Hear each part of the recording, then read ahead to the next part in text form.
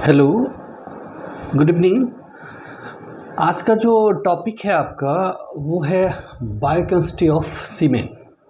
तो इसमें कुछ कुछ सपोर्टिव इन्फॉर्मेशंस आपको चाहिए होगा, जैसे मेल रिप्रोडक्टिव सिस्टम का नॉलेज चाहिए, फीमेल रिप्रोडक्टिव सिस्टम का नॉलेज चाहिए इसको समझने के लिए।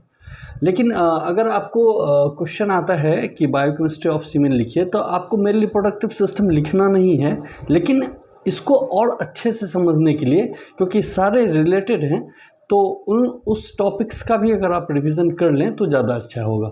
हम कुछ कुछ कराएंगे, हम फोकस रखेंगे मेनली बायोकेमिस्ट्री ऑफ स्पर्म पे ही, लेकिन हम आपको दिखा देंगे कि इसका बाउंड्री क्या क्या रहेगा, जिससे आपका जो नॉलेज है वो अच्छा होगा। विदाउट उसके इसको समझ लेना थोड़ा मुश्किल है।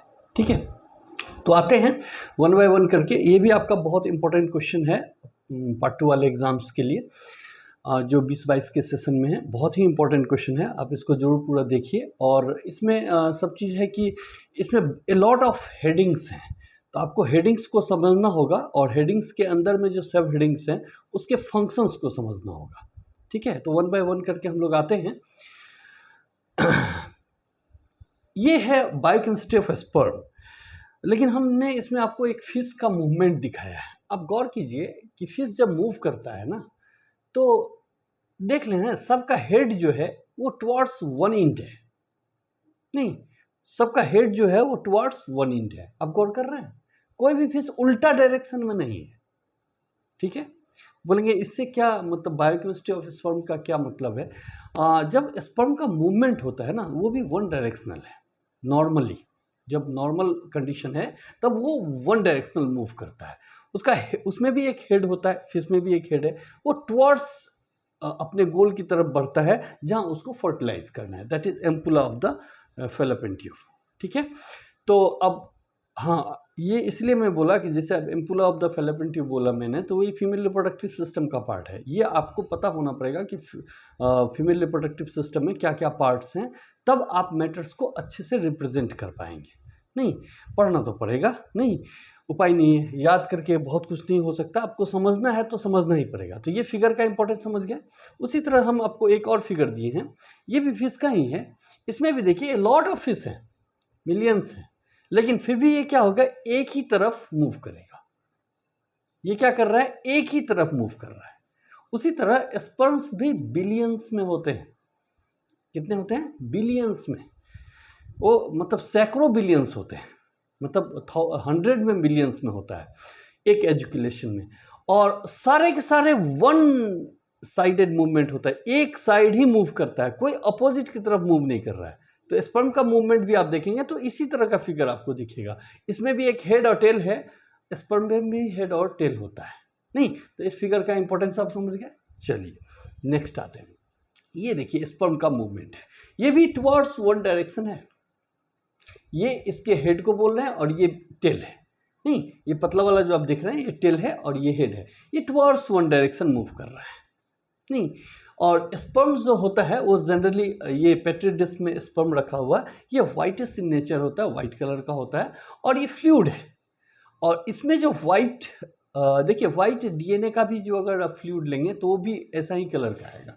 डीएनए भी वाइट ही होता है और स्पर्म भी वाइट ही होता है, दोनों का कलर आप दिमाग में रख सकते हैं। तो इसमें आप देखेंगे कि ये जो स्पर्म है ये एक फ्लूइड में है। तो आपको पढ़ना क्या है कि इस फ्लूइड में क्या क्या मटेरियल होता है और वो मटेरियल कहाँ से सिक्रीट होता है। बायोकेमिस्ट्री कहने का मतलब है कि बायोकेमिस्ट्री का डिफिनीशन ही है कि उसमें जो केमिकल कंपाउंड्स प्रेजेंट हैं उसके बारे में आपको बताना। तो केमिकल कंपाउंड्स अगर कुछ प्रेजेंट हैं तो वो, या बायोकेमिकल कंपाउंड्स प्रेजेंट हैं, तो पहला क्वेश्चन आता है कि वो बायोकेमिकल सब्सटेंस जो है वो कहाँ से इसमें ऐड हो रहा है, और दूसरा चीज़ है उसका फंक्शन क्या है। ठीक है, तो कहाँ से ऐड हो रहा है कोई सा बायोकेमिकल सब्सटेंस और उसका फंक्शन क्या है, ये दो बातों को आपको समझना पड़ेगा, तब आपको पूरी केमिस्ट्री समझ में आएगी। ठीक है, तो ये इजैकुलेटेड स्पर्म है जो पेट्री डिश में रखा हुआ है कोई भी एक्सपेरिमेंट के लिए। तो इसमें स्पर्म्स हैं और लिक्विड्स है, और लिक्विड्स में क्या क्या है, ठीक है। तो यहाँ पे देखिए मतलब कुछ सपोर्टिव इन्फॉर्मेशन चाहिए, मेल रिप्रोडक्टिव सिस्टम का पूरा पार्ट्स चाहिए, कहाँ पे स्पर्म, जैसे मैंने बोला हम बोलेंगे कि नहीं ये प्राइमरी सेक्स ऑर्गन में बनता है। अब प्राइमरी सेक्स ऑर्गन का नॉलेज होना पड़ेगा कि those organ which are making gametes are called primary sex organ, तो उसके बारे में आपको नॉलेज होना पड़ेगा थोड़ा सा। तो इसी बायोकेमिस्ट्री के बारे में हम पढ़ने जा रहे हैं। चलिए नेक्स्ट देखते हैं। ये स्पर्म्स जो होते हैं वो जनरली कोई भी डिसऑर्डर हुआ या इनफर्टिलिटी हो गया मेल में, इनफर्टिलिटी के केस में भी या कोई डिसऑर्डर हो गया तो इसका एग्जामिनेशन किया जाता है डॉक्टर्स के द्वारा कि हाँ इसमें क्या है, मतलब इसका मॉर्फोलॉजी का भी स्टडी किया जाता है और इसका जो साइंटिफिक रिसर्च है वो अलग है। लेकिन जब कोई एबनॉर्मेलिटीज़ मेल रिपोर्ट करता है इनफर्टिलिटी का या इनफर्टिलिटी में ही इसका, क्योंकि इसका मेन फंक्शन जो है वो फर्टिलाइजेशन ही है, अगर इनफर्टिलिटी रिपोर्ट होती है मेल के द्वारा तब इसके स्पर्म्स को चेक किया जाता है कि मतलब किस टाइप का है, नंबर लो है या स्पर्म का मॉर्फोलॉजी गड़बड़ है, बहुत सारे चीज़ होते हैं। आपको मैं बता दूं कि रिप्रोडक्टिव बायोलॉजी कोई 1 घंटे का टॉपिक है नहीं, ठीक है। इसके लिए इतने मोटे मोटे बुक्स मेडिकल में पढ़ने होते हैं, ठीक है। तो बोलेंगे सर हमको उतना तो नहीं चाहिए, नहीं आपको उतना नहीं चाहिए, लेकिन बेसिक्स आपको हम बेसिक्स ही बता रहे हैं। आपको जो भी बताएगा आपके लेवल्स का बताएगा, आपके मतलब मेरे कहने का इतना ही मतलब है कि ये बहुत हाई लेवल का चीज़ है। मतलब कोई भी नॉलेज मतलब सिर्फ आपको जो मैं बताता हूँ उतना ही नहीं है, वो हो सकता है कि आपके लेवल का ही होगा, वो ही मैं बैचलर लेवल का या मास्टर्स का जो बेसिक्स है वो मैं बताता हूँ आपको। लेकिन हाई लेवल में इतना इतना मोटा बुक्स रिप्रोडक्टिव बायोलॉजी के लिए आते हैं, हर एक स्टेज में एक एक चैप्टर्स हैं। खैर छोड़िए उसको। तो हम लोग ये इसमें ये फिगर देख रहे हैं, ये भी वन डायरेक्शनल मूवमेंट दिखा रहा है। और आपको मैं बता दिया हूँ कि ये बायोकेमिस्ट्री का स्टडी कब करते हैं, जब मेल इनफर्टाइल्स मतलब जब कोई कपल में इनफर्टिलिटी शो होती है तब मेल का स्पर्म भी चेक किया जाता है कि उसमें काउंट कम है या मॉर्फोलॉजी कम है, एज पर डॉक्टर्स उनको ट्रीट करते हैं। उसके बाद आते हैं आपका जो क्वेश्चन है ग्रुप ए में जो बताया गया है कि एक क्वेश्चन आपका गेस्ट क्वेश्चन है, give the account of biochemistry of semen. तो अभी तो बोल रहे हैं सर आप तो ये स्पर्म बोल रहे हैं कि ये स्पर्म है, नहीं लेकिन सीमेन क्या है, ठीक है। तो सीमेन और स्पर्म ये मतलब 12 में पढ़ते हैं आप लोग, लेकिन 12 से आगे आएंगे। तो सीमेन जो है वो स्पर्म प्लस लिक्विड्स होते हैं। बोलते ये लिक्विड्स क्या होते हैं, तो लिक्विड्स जो होते हैं एसेसरी ग्लैंड्स के सिक्रीशंस होते हैं।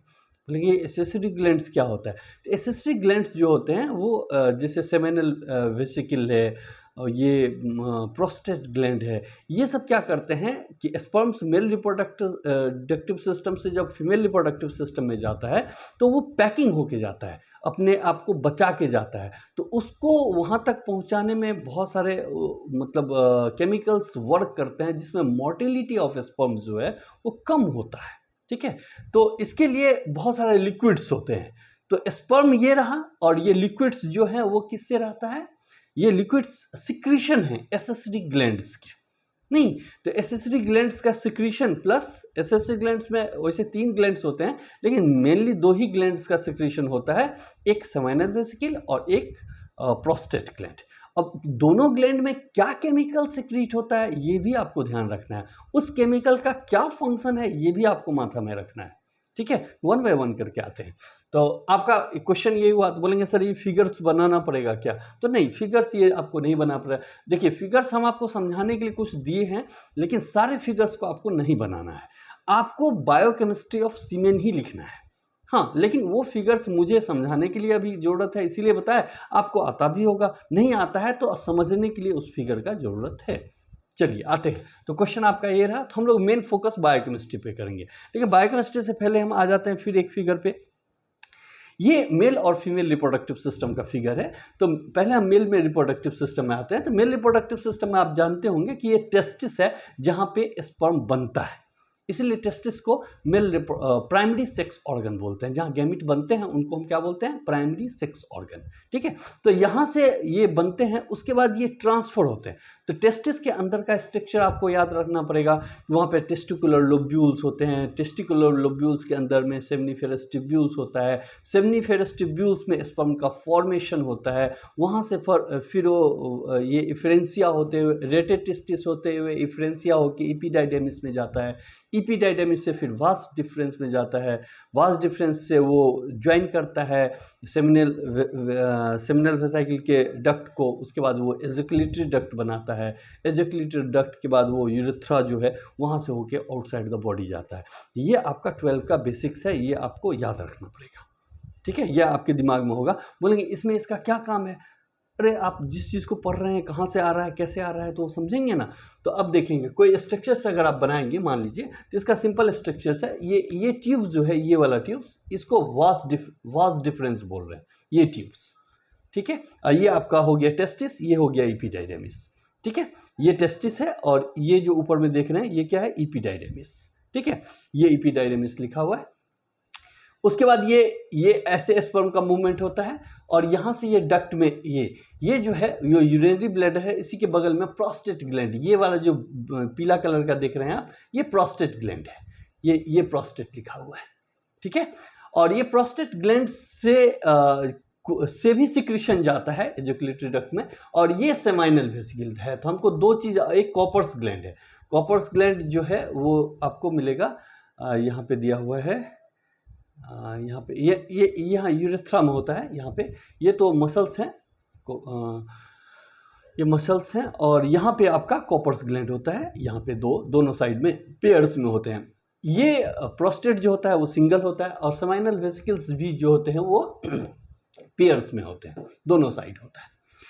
तो ये हमको ये तीन चीज़ आपको दिमाग में रखना पड़ेगा, क्योंकि यहाँ से हम सिक्रीशन क्या निकलता है वो आपको बताएंगे, और उसके बाद ये स्पर्म्स मेल के पेनिस के थ्रू आउटसाइड द बॉडी चला जाता है, ठीक है। उसके ये आपको तीन नाम आपको समझ में आया। ये फिगर बनाने की ज़रूरत नहीं है, लेकिन आपको ये दिमाग में रखना पड़ेगा, टेस्टिस से इपीडाइडेमिस, उसके बाद वास डिफरेंस के बाद वो निकलता है, वास डिफरेंस से वो ज्वाइन करता है सेमिनल वेसिकल को, सेमिनल वेसिकल और प्रोस्टेट, इसका सिक्रीशन सीमेंस में ऐड होता है, इसीलिए ये दो चीज़ आपको दिमाग में रखना पड़ेगा। और एक यहाँ पे कॉपर ग्लैंड या बल्बो यूरेथ्रल ग्लैंड बोलते हैं इसको, ये ट्रैकिंग है, पहले यही क्लियर करता है, सबसे पहले जो लिक्विड फ्लूइड्स पेनिस से निकलता है वो यहीं से निकलता है, ठीक है। इसी से ये क्या करता है, ये मीडिया को न्यूट्रल करता है, क्योंकि एसिडिक पाथ होता है, यूरिन जब यूरेथ्रा से जाता है तो वो उस पाथ को एसिडिक बना देता है। अगर उसमें डायरेक्ट स्पर्म आएगा तो मोर्टिलिटी ज़्यादा होगी, तो नेचर ने क्या किया है, वहाँ पे एक अल्कलाइन फ्लूइड का सिक्रीशन होता है फर्स्ट में ही, इनिशियली में ही, स्पर्म एजुकुलेशन से पहले। जैसे कोई रेलवे ट्रैक पे कोई एक चेक करने वाला गाड़ी जाता है ना, छोटा वाला, नहीं, पहले चल के देखता है कि जब बनाते हैं तब चेक करता है कि नहीं रेलवे पटरी सही है कि नहीं। तो ये क्या करता है, यहाँ से जो सिक्रीशन होता है ये इस पाथ को, जो यूरेथ्रा के पाथ को न्यूट्रलाइज करता है, क्योंकि ये एसिडिक मोड में होता है, उसको न्यूट्रलाइज करता है, तो हम देखेंगे। तो ये यहाँ से स्पर्म निकला और ये जाएगा फीमेल रिप्रोडक्टिव सिस्टम में, तो हमको फीमेल रिप्रोडक्टिव सिस्टम भी थोड़ा सा देखना है, ठीक है। तो फीमेल रिप्रोडक्टिव सिस्टम में देखिए ये आउटर साइड है जिसको हम वल्वा बोलते हैं। तो वल्वा में दो ओपनिंग होता है यहाँ पे, एक को बोलते हैं यूरेथ्रल ओपनिंग जो ऊपर में होता है, ये क्लाइटोरिस है, clitoris sensitive part of the vulva है, और ये यहाँ पे जो इसके नीचे में है ये ओपनिंग जो है वो यूरेथ्रल ओपनिंग है, यही इसी के अंदर में जाके ये यूरेथ्रा के सर्विक्स से जाके ये ओपनिंग ज्वाइन करता है। इसी में एक मेम्ब्रेन होता है दैट इज कॉल्ड हाइमेन, और इसमें दो फ्लैप्स होते हैं, एक मेजर फ्लैप्स, एक माइनर फ्लैप्स। मेजर फ्लैप्स को हम लोग लेबिया मेजोरा बोलते हैं, और माइनर फ्लैप्स को हम लोग लेबिया माइनोरा बोलते हैं। पेनिस जब इसमें इंसर्ट होता है तब ये है आप वेजाइना। तो वेजाइना इज अ ट्यूब, ये ट्यूब है, यहाँ पे स्पर्म का इजैकुलेशन होता है। उसके बाद स्पर्म्स जो होता है वो इसके अंदर में जा रहा है, स्पर्म्स जो है वो यहाँ से इंटर करता है और यहाँ से यहाँ तक इसको आना है, यहाँ इस पार्ट तक, ये एम्पुला का पार्ट है, यहाँ पे ये एम्पुला है, यहाँ पे फर्टिलाइजेशन होगा। तो बायोकेमिस्ट्री में बोलेंगे सर इसका क्या जरूरत है, नहीं, इसका जरूरत इसलिए है क्योंकि कैसे जा रहा है, फिगर्स का नाम आपको दिमाग में आना पड़ेगा कि फॉलोपियन ट्यूब लिखा हुआ है तो आपको पता पड़ना पड़ेगा कि हाँ ये फॉलोपियन ट्यूब है, नहीं। अब यहाँ पे सर्विक्स है तो सर्विक्स ये सर्विक्स है, ये यूट्रस है, ये यूट्रस दिमाग में रखना पड़ेगा, ये ओवरी है, यहाँ से ओवा रिलीज होता है। Ovary is the primary sex organ of female, वो ही गैमेट बनाती है। तो ओवा यहीं से रिलीज होके और ये इन्फंडिबुलम से पहुंच जाता है कहाँ पे, एम्पुला के पास, जहाँ पे फर्टिलाइजेशन होता है। तो आपको ये मॉन्स पेबिस जो है वो हेयरी पार्ट होता है, जो अपर में फैट डिपोजिशन है यहाँ पे। तो ये स्ट्रक्चर्स का नाम जो है आपको दिमाग में रखना पड़ेगा, ठीक है, क्योंकि हर एक जगह से, जैसे यहाँ पे बल्बोयूरेथ्रल ग्लैंड जैसे हमने इसमें बताया, तो फीमेल में एक ही ग्लैंड्स होता है जो उसके पाथ को न्यूट्रल करता है, ठीक है। तो वन बाय वन करके हम आएंगे कि कहाँ से क्या सीक्रेट होता है और किस चीज़ में हेल्प करता है। तो फिगर्स में आपको मेल और फीमेल रिप्रोडक्टिव सिस्टम का अगर नाम पता है कि कहाँ पे क्या होता है, तो आपको समझना इजी हो जाएगा कि बायोकेमिस्ट्री में कैसे वो हेल्प कर रहा है, ठीक है। हाँ, बोलेंगे सर हम इसको नाम को नहीं याद रखेंगे तो होगा, तो हम बोलेंगे नहीं होगा, आपको नाम दिमाग में रखना ही पड़ेगा। और आई होप आपको ये सब चीज़ दिमाग में होगा, ठीक है। तो ये आपका ये भी फिगर आपको अगर बायोकेमिस्ट्री ऑफ सीमेंट बोलता है तो आपको आंसर शीट में नहीं बनाना है, लेकिन ये समझने के लिए जरूरी है। उसी तरह से हम देखेंगे ये जो फिगर है वो टीएस है, सेमनीफेरस ट्यूब्यूल्स का टीएस है। आप 12th में पढ़े होंगे कि सेमनीफेरस ट्यूब्यूल्स को जब हम कट करते हैं वो टेस्टिकुलर लोब्यूल्स में होता है, तो इस टाइप का ये बैंड आता है, नहीं इसी का एक लार्ज है, इसी में स्पर्मेटोजोआ है और स्पर्म है। ये खाली जगह जो होता है ये स्पर्म है। ये सेमनीफेरस ट्यूब्यूल्स आगे जाके रेटेटिस्टिस में जुड़ता है, ठीक है। जो पढ़े होंगे उनको लाइन समझ में आ रहा होगा, जो नहीं पढ़े होंगे वो मेल रिप्रोडक्टिव सिस्टम एक बार पढ़ लेंगे, उसके बाद इसको और अच्छे से पढ़ेंगे तो आपको क्लैरिटी ऑफ कंसेप्ट अच्छा से आएगा। उसके बाद आते हैं ये स्पर्मेटोजेनेसिस है। बोलेंगे सर स्पर्मेटोजेनेसिस जानना जरूरी है, तो नहीं, ये स्पर्मेटोजेनेसिस एक्चुअली होता है यही इसी ट्यूब्यूल्स में, नहीं तो इस ट्यूब्यूल्स में होता है। तो ये स्पर्मेटोगोनिया से स्पर्म बनाता है, और ये एक वर्ड हमको समझाना है, स्पर्मियोजेनेसिस। ये वर्ड देखिए यहाँ पे एक वर्ड है स्पर्मियोजेनेसिस। ये वर्ड आपको समझना जरूरी है कि स्पर्मेटिड जो है वो राउंड शेपेड होता है, और ये जो है वो अलग सा शेप है। ये भी एक ही है, ये भी एक ही सेल है, दोनों एक ही सेल है, लेकिन that is a particular process जिसको हम बोलते हैं स्पर्मियोजेनेसिस। इसको क्या बोलते हैं? स्पर्मियोजेनेसिस। स्पर्मियोजेनेसिस ये हमको समझाना है। तो स्पर्मियोजेनेसिस जो होता है मॉर्फोलॉजिकल चेंज है एक सेल का, मतलब एक ये राउंड टाइप का सेल है, इससे ये पूरा का पूरा अलग शेप बन गया। That particular process is called spermiogenesis. इससे स्पर्म बनता है। तो बोलेंगे सर ये स्पर्म, हम लोगों को तो बायोकेमिस्ट्री ऑफ सीमेन पढ़ना है, तो सीमेन में क्या बोल रहे हैं आपको हम? सीमेन में क्या क्या होता है? सीमेन में होगा एक स्पर्म, सीमेन में क्या होगा? स्पर्म, इसके साथ जुड़ा होगा लिक्विड्स, ठीक है। ये लिक्विड्स जो होते हैं वो सिक्रीशन है डिफरेंट ग्लैंड्स के। आपको यही दोनों चीज पढ़ना है, तो आपको स्पर्म का आइडिया तो रहना पड़ेगा ना कि हाँ स्पर्म कैसे बनता है।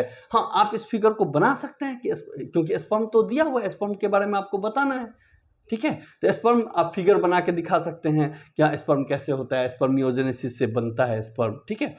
ये स्पर्मेटिड्स जब स्पर्मेटोजोआ बनाता है, ये जो कन्वर्सन है इसको स्पर्मियोजेनेसिस बोलते हैं। ये पॉइंट्स तो बहुत इंपॉर्टेंट है, आप दिमाग में रखिएगा, ठीक है।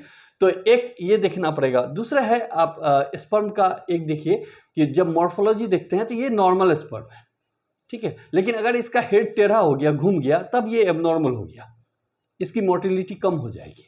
और ये अगर इसका एक्रोसोम, ये आगे में एक्रोसोम होता है, तो वो अगर खराब हो गया तो ये एबनॉर्मल स्पर्म हो गया। तो ये जब मेल का इनफर्टिलिटी चेक होता है तो इसके मॉर्फोलॉजी को भी चेक किया जाता है कि ये नॉर्मल है या नहीं है। दूसरा है काउंट भी चेक करते हैं। अगर इस टाइप का काउंट आ रहा है ज़्यादा स्पर्म, तो बोलते हैं कि ये नॉर्मल है। लेकिन ये अगर इतना स्पेस में ये 2 4 5 आया, स्पर्म दिखता है, लाइट माइक्रोस्कोप से भी दिखता है, नंबर्स तो आप देख ही सकते हो। तो ये जो है वो एबनॉर्मल स्पर्म हुआ, मतलब ये इनफर्टिलिटी को शो करेगा, ये फर्टिलिटी को शो कर सकता है, ठीक है। तो ये एक देखते हैं। उसके बाद स्पर्म चूंकि सीमेन में होता है, तो आपको एक स्पर्म का फिगर दिमाग में रखना पड़ेगा कि स्पर्म में एक्चुअली किस किस पार्ट्स को आप ये फिगर बना सकते हैं सीमेन के लिए, ठीक है। तो आपको ये दिमाग में होना पड़ेगा कि एक पार्ट हेड होता है, हेड में एक्रोसोम होते हैं, ये जनरली गोल्जी बॉडी का मॉडिफिकेशन है। एक न्यूक्लियस होता है और एक सेंट्रियोल्स होता है। सेंट्रियोल्स के बाद एक नेक होता है छोटा सा, जहाँ से मिडिल पीस स्टार्ट होता है, और हेड के बीच में एक क्या है? नेक है। नेक के बाद आपको मिडिल पीस है जिसमें माइटोकॉन्ड्रिया होते हैं। ये पीला वाला जो आप देख रहे हैं ये माइटोकॉन्ड्रिया से भरा होता है। एक्चुअली माइटोकॉन्ड्रिया ज़्यादा होता है स्पर्म।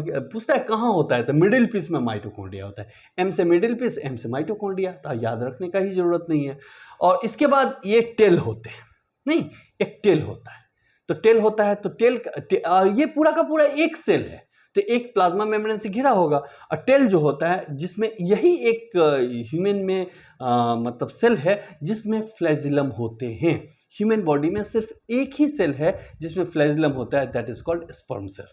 क्लियर है? तो ये सब चीज़ आपको दिमाग में रखना पड़ेगा। स्ट्रक्चर्स कैसा है, कहाँ पे क्या अरेंजमेंट है। ये चूंकि सीमेन का पार्ट है, sperm is the part of, main part जो है स्पर्म का वो सीमेन ही है, सॉरी सीमेन का मेन पार्ट जो है वो स्पर्म ही है। तो इसका स्ट्रक्चर्स आपको क्लियर करके दिमाग में रखना पड़ेगा। हाँ, ये ग्राफ सब आप मतलब बना सकते हैं। मतलब कि आपका हेडिंग क्या होगा आप देख लीजिए। मैंने एक पूरा मोटा ये दिया है, उसमें आप बायोकेमिस्ट्री में आपको क्या क्या है जानना वो मैं बता भी रहा हूँ, और आप भी अच्छे से इसको देखेंगे पूरा, तभी आपको अच्छे से क्लियर से समझ में आ जाएगा।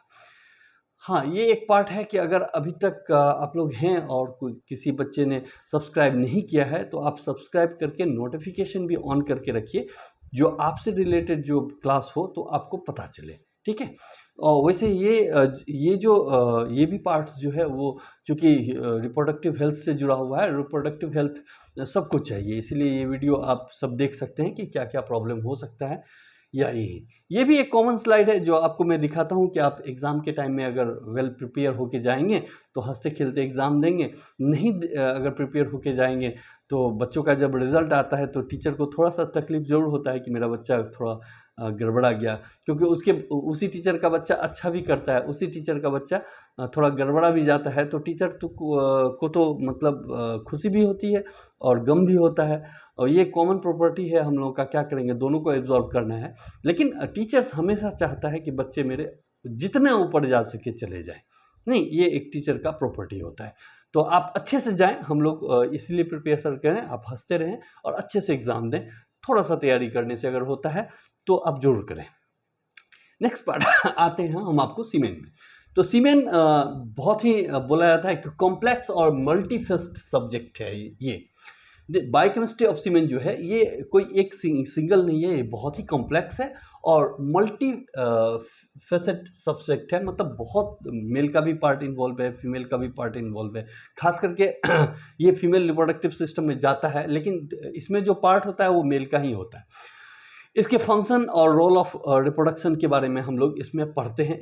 इसमें तो सीमेन है क्या, तो बोलता है कि also known as seminal fluids in the male reproductive fluids that contain spermatozoa along with mixture of secretion from the different male reproductive gland। तो बोलता है कि एक तो मेल रिप्रोडक्टिव ग्लैंड का सिक्रीशन हो गया, सेमाइनल फ्लूइड का सिक्रीशन हो गया विथ स्पर्मेटोजोआ।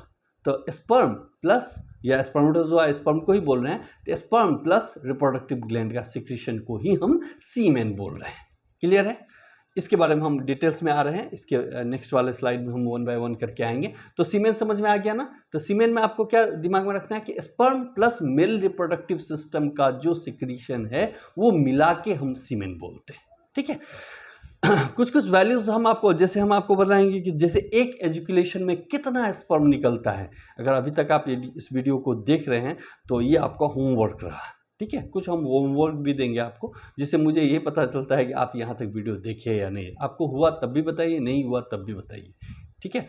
एक एजुकेशन में कितना स्पर्म निकलता है और एक एजुकेशन में सीमेन का वॉल्यूम कितना होता है। ठीक है? 2 क्वेश्चन हम आपको देके जा रहे हैं, दोनों क्वेश्चन आप देखेंगे। वॉल्यूम ऑफ सीमेन इन पर एजुकेशन। तो इसके बाद आते हैं कंपोनेंट में। ठीक है? तो कंपोनेंट में वही होगा, एक स्पर्मेटोजोआ होगा, तो स्पर्मेटोजोआ का फिगर बना सकते हैं, उसको दिखा सकते हैं कैसे बना। लेकिन हमको बायोकेमिस्ट्री पढ़ना है। ठीक है? तो हम बायोकेमिस्ट्री पे जोड़ देंगे कि उसके ग्लैंड के सिक्रीशन में किस टाइप का मटेरियल हो रहा है और वो क्या काम करता है, हमको बायोकेमिस्ट्री पे ध्यान देना है। तो क्योंकि आपके पास 30 मिनट्स ही हैं, मैं आपको बार बार बोलता है कि कोई क्वेश्चन को अगर आप लिखना छोड़ देते हैं तो उसका मार्क्स आपको 0 मिलेगा। ठीक है? वो टेक्निक नहीं है, आपको हर एक क्वेश्चन को टच करना है। तो अगर हर एक क्वेश्चन को टच करेंगे तो हर एक क्वेश्चन से मार्क्स आएंगे, तभी आपका एक अच्छा मार्क्स आ पाएगा ऑनर्स में, अदरवाइज नहीं आएगा। ठीक है, क्वेश्चन छोड़ना मतलब मत पूछिए, बहुत बेकार चीज़ है, मतलब आपका मार्क्स एकदम सडनली ड्रॉप करेगा। इसलिए कोई भी क्वेश्चन को आपको जो आता है, ठीक है, अगर बायोकेमिस्ट्री ऑफ सीमेन आपको नहीं आ रहा है, पूछ दिया, आपको स्ट्रक्चर ऑफ स्पर्म आ रहा है, वही बनाइए। मेल रिप्रोडक्टिव सिस्टम का कुछ पार्ट आता है, वही बनाइए, क्योंकि कहीं ना कहीं से टीचर्स उसको रेगुलेट कर लेते हैं कि हाँ बच्चा इतना जानता है, तो वो जो रिलेटेड पार्ट्स है उसको भी आप दिमाग में रखिए। लेकिन जो पूछा जाता है अगर वो आपने आंसर किया है तब आपका आंसर शीट बहुत अच्छा होता है, तब आपको मार्क्स ज़्यादा मिलेंगे। ठीक है, तो इस चीज़ को दिमाग में रखना है। तो इसमें क्या है, biochemistry of semen is a complex and multiphase subject that, ये तो हम आपको बता दिए कि इसमें सीमेन में क्या होता है और ये क्या होता है। ठीक है, आते हैं स्पर्मेटोजोआ। ठीक है, कंपोनेंट ऑफ सीमेन हम बोल रहे हैं, देख लीजिए कंपोनेंट ऑफ सीमेन। इसका पहला देखिए, अभी हमने आगे से ये हेडिंग का कलर चेंज कर दिया है, तो आपको जब मतलब मैं आपको कल ये पीडीएफ शेयर कर दूंगा आपको, तो जब आप अभी देख रहे होंगे तब आप अच्छे से सिर्फ समझेंगे मैटर्स को। पीडीएफ के लिए आप बहुत परेशान नहीं होते, हमेशा मैं 24 आवर बाद में आपको पीडीएफ दे देता हूँ, क्योंकि पीडीएफ तो आपको कहीं से भी मिल जाएगा, आपके नोट्स में तो आपको होगा ही, लेकिन मैटर को समझना इंपॉर्टेंट है। अगर आप समझ गए मैटर को तब आपको कोई प्रॉब्लम नहीं है। और आपका एग्ज़ाम ख़त्म होने वाला है, तो मैं ये सोच के चलता हूँ कि आपने एक बार सब चीज़ को पढ़ लिया है। ठीक है, मैं तो बस एक रिवाइज मार रहा हूँ, जो अगर बच्चे नहीं भी पढ़ें और 1 घंटा भी वो मेरे साथ बैठ जाए तो उनका एक क्वेश्चन सॉल्व हो जाए, अगर पूछता है तो इसमें आपको क्या लिखना है, ओरिजिन।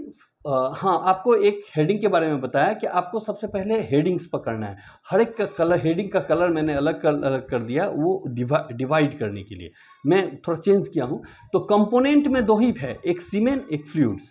तो सीमेन में आप देखेंगे एक तो है स्पर्म सेल, जिसको आप स्पर्मेटोजोआ बोल रहे हैं, ये बनता है स्पर्मेटिड से, स्पर्मियोजेनेसिस के प्रोसेस से, हमने आपको फिगर में दिखाया था। तो ये क्या होगा, ओरिजिन में देखिए, अगर आपको टेस्टिस नहीं पता होगा तो कैसे बोलेंगे, आप लिखेंगे प्रोड्यूस इन टेस्टिस, क्योंकि स्पर्म सेल है, ये प्राइमरी सेक्स ऑर्गन में बनेगा, इसीलिए टेस्टिस। तो इसमें समझने वाली बात, अगर आपको मेल रिप्रोडक्टिव सिस्टम और फीमेल रिप्रोडक्टिव सिस्टम पे पकड़ है तो बहुत इजीली आप निकल जाएंगे। बहुत कम ही चीज़ आपको दिमाग में रखना है। हाँ, क्या क्या लिखना है ये मैं यहाँ पे क्लियर कर दूंगा। तो ये स्पर्मेटोजेनेसिस एक प्रोसेस है जिससे स्पर्म का फॉर्मेशन होता है प्राइमरी सेक्स ऑर्गन में, ये क्लियर है। दूसरा पॉइंट आता है इसका स्ट्रक्चर। तो स्ट्रक्चर्स में 3 पार्ट होते हैं, एक हेड, एक मिडिल पीस और एक टेल।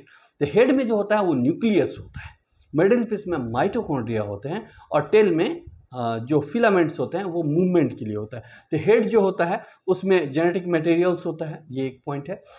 मिडिल पीस में माइटोकॉन्ड्रिया होता है जो एनर्जी प्रोडक्शन के लिए काम करता है, टेल में जो है वो मोबिलिटी के लिए होता है। ये 3 पॉइंट्स आप लिख सकते हैं यहाँ पे। उसके बाद फंक्शन क्या है, बोलता है to delivery genetic material to the female egg, यही जेनेटिक मटेरियल ले जाके फीमेल एग में डिलीवरी कर देता है। तो एक्स हुआ मेल का, एक्स हुआ फीमेल का, दोनों मिलके जाइगोट का फॉर्मेशन 2x करते हैं। वही जाइगोट का इम्प्लांटेशन होता है। जाइगोट पहले इम्ब्रायो बनाया, इम्ब्रायो का इम्प्लांटेशन हुआ, वही फीटस में डेवलप हुआ और फीटस मैच्योर होकर डिलीवरी होता है।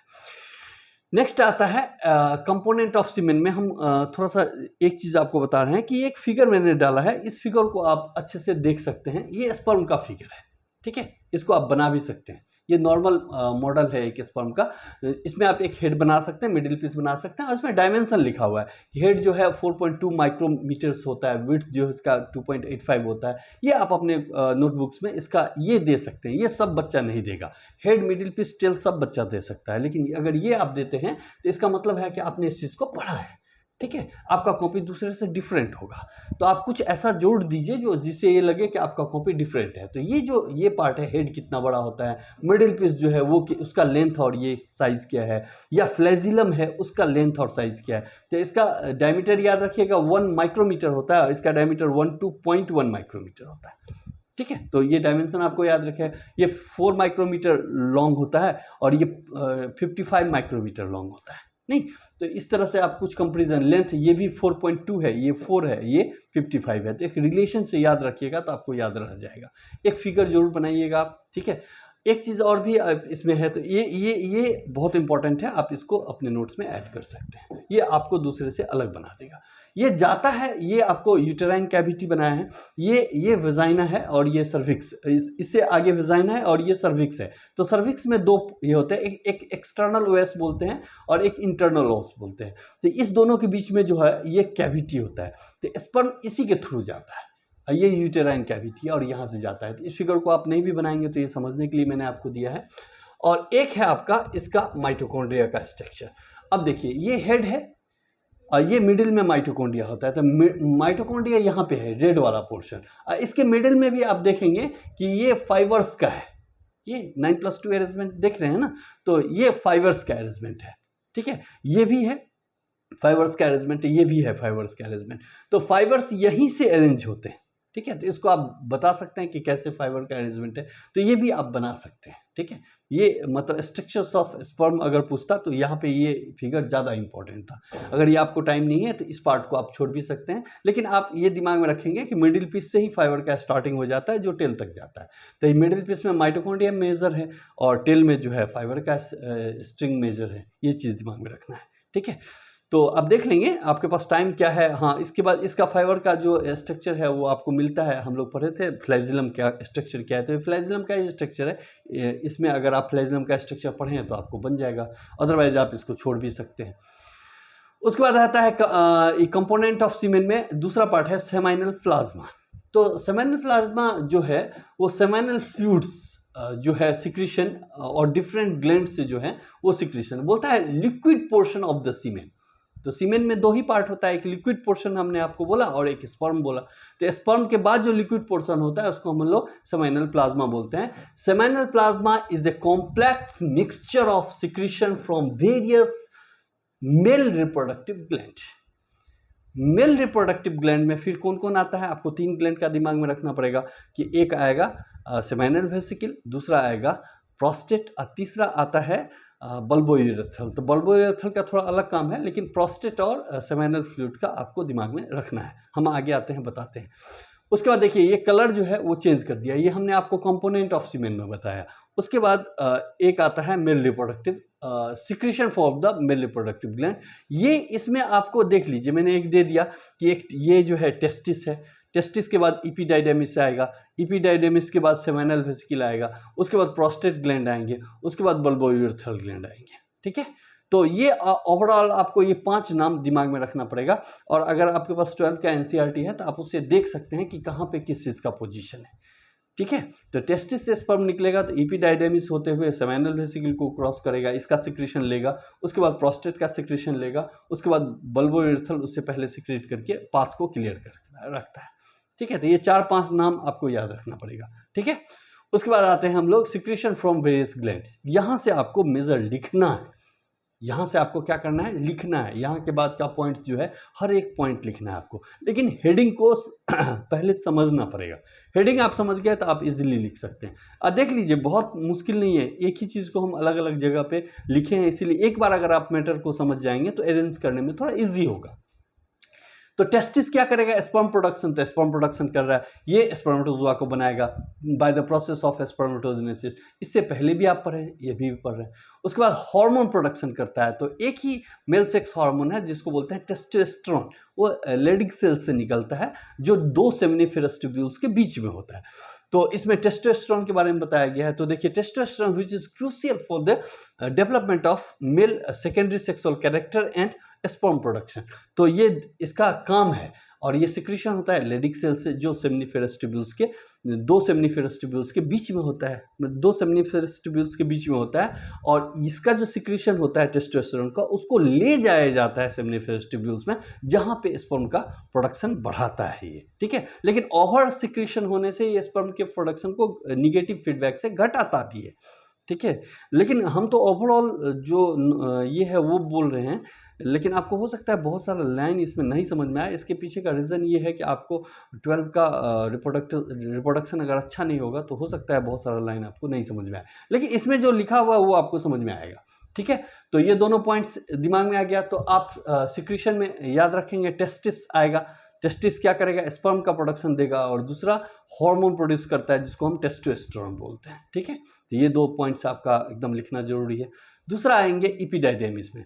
तो एपिडाइडेमिस में मैच्योरेशन होता है। देखिए यहाँ पे स्पर्म वेट करता है। यहाँ पे भी आपको मैं एक क्वेश्चन देके जाता हूँ कि स्पर्म कितना टाइम्स या कितना आवर यहाँ पे वेट करता है मैच्योरेशन में, मतलब मैच्योरेशन ऑफ स्पर्म होने में कितना समय लगता है, आप कमेंट में जरूर बताइए। नहीं तो ये क्या है कि spermatozoa matures and gain motility as they pass through the epididymis. यहाँ पे मैच्योरिटी ऑफ स्पर्म होता है। क्लियर है? उसके बाद नेक्स्ट आते हैं हम लोग, उसके बाद होता है सेमेनल वेसिकल। यहाँ से हम फ्लूइड लेते हैं। तो 60 to 70% जो सीमेन का फ्लूइड होता है वो यहीं का होता है, 60 to 70%। और इसके जो कंपोनेंट हैं वो बहुत ही इंपॉर्टेंट है, आप बहुत अच्छे से देखिए इसको और समझिए। इसमें देखिए सेमेनल फ्लूइड्स होता है जो 60 to 70% होता है, ये मैं आपको बता दिया। इसमें कंपोनेंट्स में ये फ्रुक्टोज को देता है, ठीक है, ग्लूकोज भी देता है। फ्रुक्टोज एनर्जी, ये यही एनर्जी फ्रुक्टोज जो क्या होता है, आप देखिए ना माइटोकॉन्ड्रिया होता है, तो माइटोकॉन्ड्रिया में आपको याद है ना क्रेब्स साइकिल होता है, नहीं तो क्रेब्स साइकिल होता है या इसके उससे एनर्जी का प्रोडक्शन होता है। तो फ्रुक्टोज इसका मेन सोर्स ऑफ एनर्जी है, तो आप याद रखिएगा, ऑब्जेक्टिव में तो कितना टाइम पूछा हुआ है। उसके बाद एक कंपाउंड होता है प्रोस्टाग्लैंडिन, हम कल भी के भी वीडियो में पढ़ाए थे। ये मोबिलिटी ऑफ स्पर्म कराता है। मोबिलिटी ऑफ स्पर्म कैसे कराता है, तो कॉन्ट्रैक्शन ऑफ यूट्रस को करके, ठीक है, तो मोबिलिटी भी बढ़ाता है, कॉन्ट्रैक्शन ऑफ यूट्रस भी करता है। उसके बाद एक प्रोटीन्स होते हैं such as semenogelins which coagulates semen after ejaculation. इसका काम है सीमेन को मतलब कोगुलेट कर देना। ये प्रोटीन है जिसका काम है कोगुलेशन का, तो ये एक प्रोटीन्स का नाम भी रखिए आप दिमाग में, ठीक है। तो 2 पॉइंट्स हो गया सेमिनल फ्लूइड्स और कंपोजिशन में ये एकदम सेमिनल फ्लूइड्स का एकदम बहुत अच्छे से लिखना है आपको, कोई चीज़ छोड़ना नहीं है। उसके बाद है प्रोस्टेट। तो प्रोस्टेट में जो होता है ये वहाँ पे कितना था 60 to 70%, देख रहे हैं 60 to 70%, और यहाँ पे आएगा 20 to 30%, ठीक है। तो 20 to 30% अगर इसका जो ये है वो कंट्रीब्यूट करता है ये प्रोस्टेट ग्लैंड। इसका जो कंपोनेंट होता है ये भी बहुत इंपॉर्टेंट है। इसमें कुछ एंजाइम्स होते हैं, ठीक है, इसमें देखिए एंजाइम्स होते हैं। इसमें साइट्रिक एसिड होता है जो भी एनर्जी में यूज़ किया जाता है। क्रेब्स साइकिल में साइट्रिक एसिड से स्टार्ट होता है, तो ये क्रेब्स साइकिल को करता है। जिंक होता है, ठीक है, 3 चीज़ तो आप इसका एकदम दिमाग, और इम्यूनोग्लोबुलिन्स होते हैं। तो चारों का फंक्शंस आपको दिमाग में रखना है, बहुत इंपॉर्टेंट पॉइंट्स है ये आपके बायोकेमिस्ट्री में। तो इसमें एंजाइम्स क्या होता है, तो बोलता है such as prostate specific antigen PSA which liquefy semen. तो लिक्विफाई सीमेन मतलब इससे पहले आपने पढ़ा है ना कि मतलब इसका जो प्रोटीन्स था किसका, ये सेमिनल वेसिकल का, वो कोगुलेट करता है, मतलब जमा देता है आफ्टर इजैकुलेशन, और ये लिक्विफाई कर देता है। जब ये फीमेल रिप्रोडक्टिव सिस्टम में जाता है तब इसको ये तोड़ देता है। तो स्पर्म का मोटिलिटी जो है वो वहाँ कम होता है और ये बढ़ाता है, ठीक है। उसके बाद ये जिंक जो है वो स्टेबलाइज करता है क्रोमेटिन मटेरियल को स्पर्म में। ये बहुत इंपॉर्टेंट क्वेश्चन है ऑब्जेक्टिव्स के लिए भी। हाँ, और ये जो है आप आगे जब पढ़ेंगे ना, जैसे ये सब नॉलेज आप जब ये पास भी कर जाएंगे, BSc पास भी कर जाएंगे, मास्टर्स के लिए भी इंट्रेंस होता है, या उसके बाद PhD के लिए UGC CSIR नेट का एग्ज़ाम होता है, वो सब जगह आपको काम देगा। बेसिक नॉलेज आपको हर एक जगह काम देगा। इसीलिए सिर्फ ये एग्ज़ाम सोच के मत पढ़िए, आगे के जितने कॉम्पिटिटिव टेस्ट होने वाले हैं सब में आपको ये काम देगा, ठीक है। उसके बाद आप जब हमने आपको हमेशा बोलते हैं कि जब भी आप कुछ चीज़ पढ़िए तो कुछ बुक्स आप लोग जो है आपके पास आपके स्टैंडर्ड का, उसको ज़रूर पढ़िए, वो समझ में आता है, तब आपका कंसेप्ट का क्लैरिटी अच्छा है। सिर्फ ये तो मैं एक गाइडलाइन देता हूँ कि आपको शॉर्ट करके बता रहा हूँ कि हाँ ये चीज़ पे फोकस करना है आपको। तो हाँ, वैसे आप इसको नोट्स में बनाइएगा तो आधा घंटा के लिए लिखने के लिए काफ़ी हो जाएगा, डोंट वरी। तो ये पॉइंट आप बहुत अच्छे से क्लियर करके रखेंगे। एंजाइम्स क्या होता है, जिंक का क्या काम है, साइट्रिक एसिड एनर्जी में हेल्प करता है, क्रेब्स साइकिल में जाता है, और इम्यूनोग्लोबुलिन्स होते हैं जो इम्यून प्रोटेक्शन के लिए होते हैं, मतलब उस पर बैक्टीरिया ना अटैक करे, वो खराब ना हो, इसके लिए कुछ प्रोटेक्शन होते हैं। तो प्रोस्टेट ग्लैंड से क्या सिक्रीट हो रहा है, सेमिनल फ्लूइड से क्या सिक्रीट हो रहा है, ये 2 चीज़ क्लियर हो गया। एक ग्लैंड्स और है जिसको हम लोग बल्बो यूरेथ्रल बोल रहे हैं। तो ये है आपका बल्बो यूरेथ्रल या कॉपर्स ग्लैंड। तो ये प्री एजुकुलेटेड फ्लूइड्स देता है।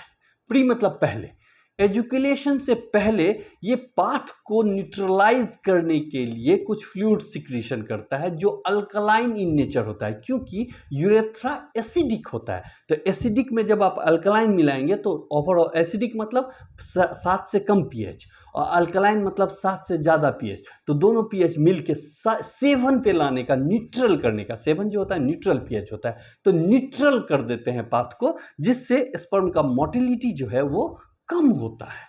स्पर्म कम मरते हैं तो ज़्यादा से ज़्यादा स्पर्म फीमेल रिप्रोडक्टिव ट्रैक तक पहुंचेगा। क्लियर है? कंसेप्ट यही है। तो ये क्या करता है, lubricate the urethra for sperm. Sperm के लिए यूरेथ्रा को लुब्रिकेट करता है।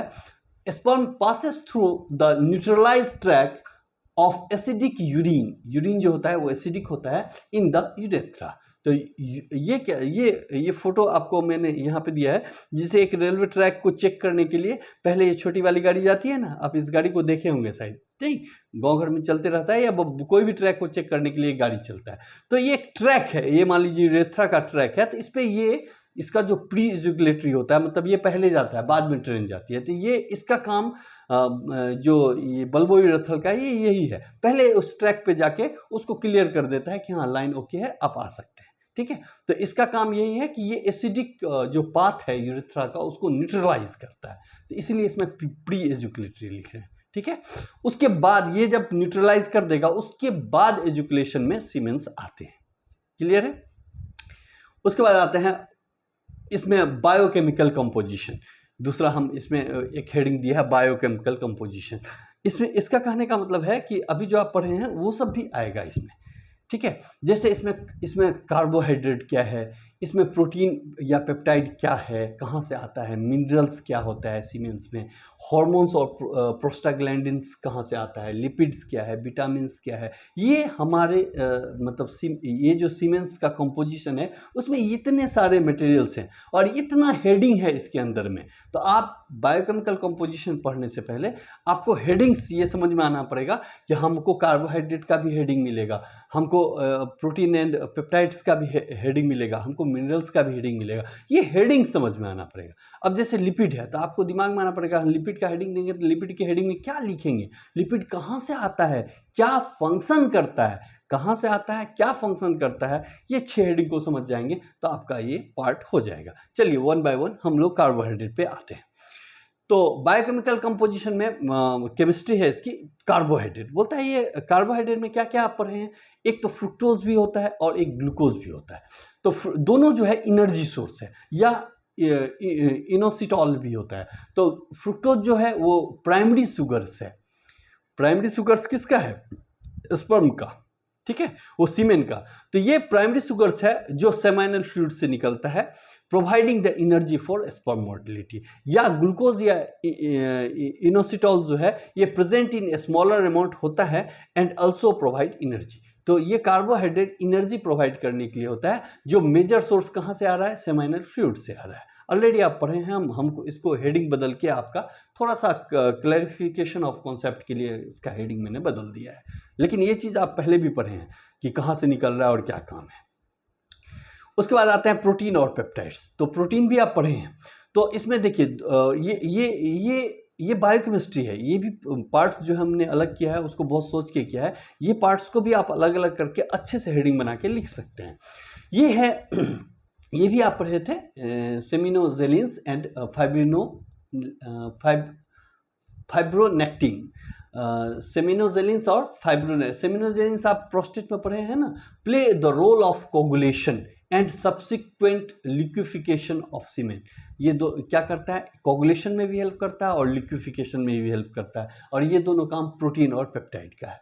दूसरा है एंजाइम्स। तो एक पीएसए एंजाइम्स इससे पहले पढ़े हैं, पीएसए एसिड फॉस्फेट और others involve in the semen liquefactions. तो आप सीमेन लिक्विफिकेशंस का कहने का मतलब कि वो दही जैसे होता है ना, तो दही की तरह जमा होता है। बोलते हैं जमता क्यों है, तो मान लीजिए कि एक लिक्विड है और एक लिक्विड में अगर ऐसे स्पर्म रहता और लिक्विड में ऐसे स्पर्म्स बहते रहता और ये पैकिंग कर दिया और इसके अंदर में स्पर्म को पैक कर दिया, तो यहाँ पे अगर ऐसे ही स्पर्म जाते रहेगा तो मान लीजिए ये एक पार्ट है और एक ये क्या हो गया, पैक हो गया। मतलब इसके अंदर में बाहर से कुछ नहीं जा सकता। तो यहाँ पे मोर्टिलिटी क्या होगा, कम हो जाएगा, कम मरेगा, पैकिंग हो गया। और ये ओपन में रहेगा तो बाहर का एनवायरनमेंट से ये ज़्यादा मरेगा, तो स्पर्म मोर्टिलिटी यहाँ पे बढ़ जाएगा ओपन में, इसलिए पैक किया जाता है। लेकिन पैक कब किया जाता है, रास्ते के लिए। जैसे कुरियर सर्विस होता है ना, जब रास्ते में आता है, जहाँ पे प्रोडक्शन होता है वहाँ ओपन होता है मटेरियल, उसको पैक कर दिया जाता है, और जितना दूर वो रास्ते में रहता है हर एक जगह पैक होता है। और कहाँ पे आके खुलता है, जहाँ पे उसको आना खुलना है, जहाँ पे डिलीवरी हुआ वहाँ पे खुला। तो स्पर्म जब फीमेल रिप्रोडक्टिव ट्रैक में डिलीवरी हो जाता है, तब वहाँ पे स्पर्म का मोर्टिलिटी हाई होना चाहिए, तब वहाँ पे जाके खुलता है। लेकिन पैकिंग जो होता है वो मेल रिप्रोडक्टिव सिस्टम से निकलने से ही पैक हो जाता है, ठीक है। जैसे ही वो निकला, ग्लैंड का सिक्रेशन मिला और वो पैक होते गया और बंडल्स में निकला। और ये बंडल्स में जाने का मतलब है कि इसके मोर्टिलिटी को कम करना है, इसके एनर्जी को बचाना है, क्योंकि इसमें मूवमेंट कम होगा तो इसका एनर्जी क्या होगा, बचा रहेगा। तो जब वो फीमेल रिप्रोडक्टिव ट्रैक में जाएगा तो वहाँ पे भी इसको पूरा यूट्रस को पार करके जाना है, वेजाइना में सिक्रीशन होगा, उसके बाद सर्विक्स होके ये फॉलोपियन ट्यूब तक जाना है। तो इसमें एनर्जी भी बचा, कंजर्वेशन ऑफ एनर्जी के लिए भी पैकिंग होता है। नेचर ने बहुत मतलब क्लासिकली सब चीज़ को बनाया है। तो ये इंजाइम्स है, इंजाइम्स में आप ये कुछ एंटीऑक्सीडेंट्स होते हैं, protect sperm from oxidative damage, ठीक है। तो ये 3 पॉइंट्स आपको दिमाग में रखने हैं कि इसमें प्रोटीन्स और पेप्टाइड्स इस लेवल में होते हैं।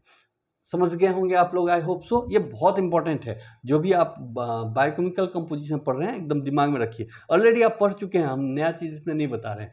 कुछ लिपिड्स होते हैं, तो लिपिड्स में फॉस्फोलिपिड और कोलेस्ट्रॉल होते हैं जो मेम्ब्रेन को मेंटेन करते हैं, important for the maintaining the integrity of sperm membrane. Sperm कहीं से फटे नहीं, ये नहीं हो, क्योंकि ओवरऑल प्लाज्मा मेम्ब्रेन का ही बना होता है, तो इसमें लिपिड्स भी रहते हैं। उसके बाद आते हैं हम लोग, मिनरल्स होते हैं इसमें। कुछ मिनरल्स में आपने जिंक पढ़ा है, नहीं जिंक पढ़ा है ना, कि जिंक का सिक्रेशन होता है। और कहाँ से सिक्रेशन होता है ये हम पहले पढ़े हैं, अभी हम इसका वर्क पढ़ रहे हैं।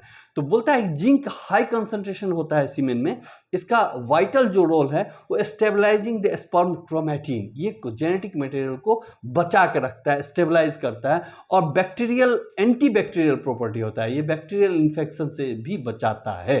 तो जिंक का काम बहुत ही इंपॉर्टेंट है। और मैग्नीशियम और कैल्शियम ये दोनों भी होते हैं। ये बोलता है कि involve with the sperm motility and acrosomal reaction. Acrosome का मतलब हेड होता है जो एग मेम्ब्रेन से जाके मिलता है और वहाँ पे वो ब्रस्ट करता है, तो उसके मैकेनिज्म में भी इसका हेल्प है। देखिए ये आप भी अभी भी आप इंट्रोडक्शन ही पढ़ रहे हैं, मतलब हायर लेवल में जाएंगे तो ये बहुत बड़ा साइंस है, छोटा मोटा नहीं है, बहुत बड़ा साइंस है। तो इस चीज़ को आप दिमाग में रखेंगे।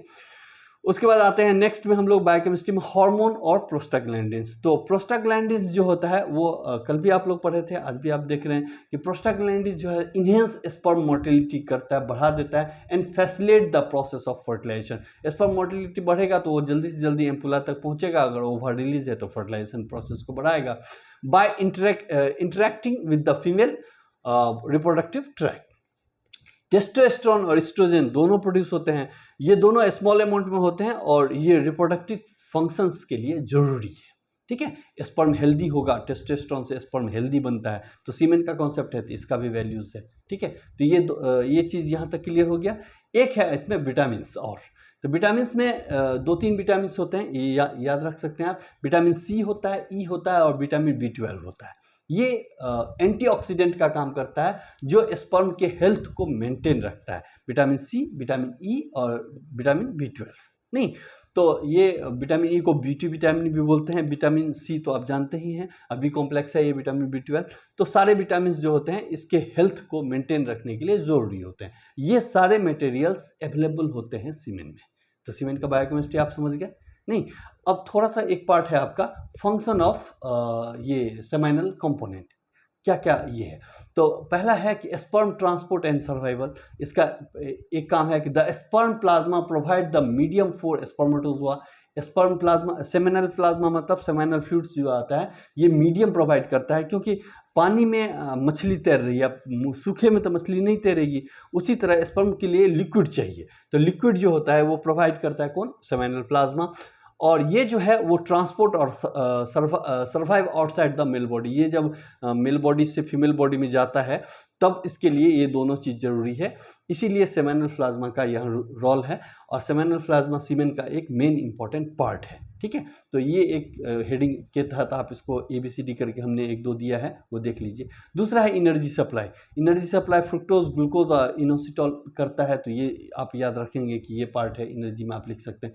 अब देखिए, पहले हम इसको तीसरा बार पढ़ा रहे हैं, बीच में भी पढ़ा है, उससे पहले भी पढ़ा है, तो बहुत ज़्यादा भले ही आपको स्लाइड लग रहा है, लेकिन जब आप 1-2 बार देखेंगे तब आपको क्लैरिटी ऑफ कॉन्सेप्ट आ जाएगा। तो एनर्जी प्रोवाइड करता है। तीसरा है प्रोटेक्शन। तो प्रोटेक्शन के लिए एंटीऑक्सीडेंट, ये इम्यूनोग्लोबुलिन्स जो ऑक्सीडेटिव स्ट्रेस या इम्यून रिएक्शन से प्रोटेक्ट करते हैं स्पर्म को। तो ये इसका 3 फंक्शंस है।